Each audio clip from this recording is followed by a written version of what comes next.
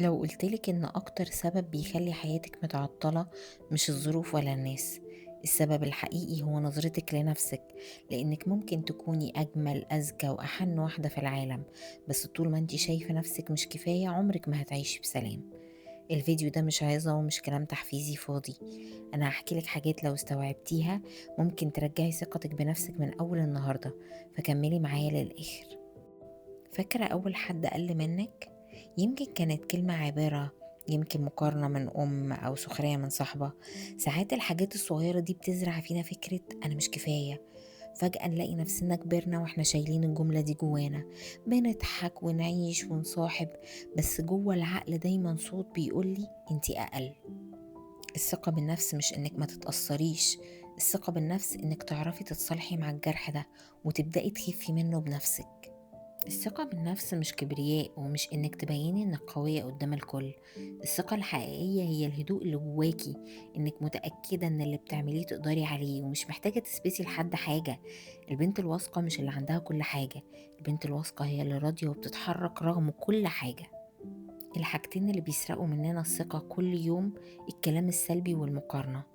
شوفي دي أحسن منك، فلانة خست قد إيه هي قوية، فلانة اتجوزت جوازة اللي زيك ما يعرفوهاش، فلانة نجحت ما تتعلمي منها.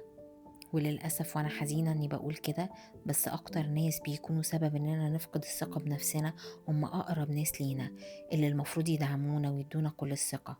في اللحظة دي بنصدق إن كل الناس ماشية لقدام إلا إحنا.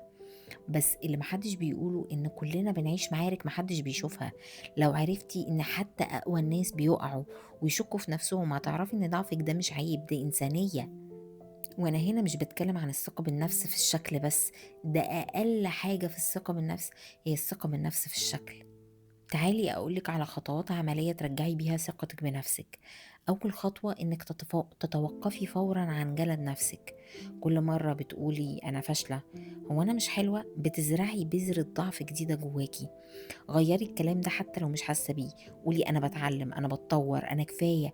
الكلمات والله بتغير المشاعر بمرور الوقت. الخطوة التانية اعملي حاجة صغيرة بتخافي منها، ودي أهم نقطة.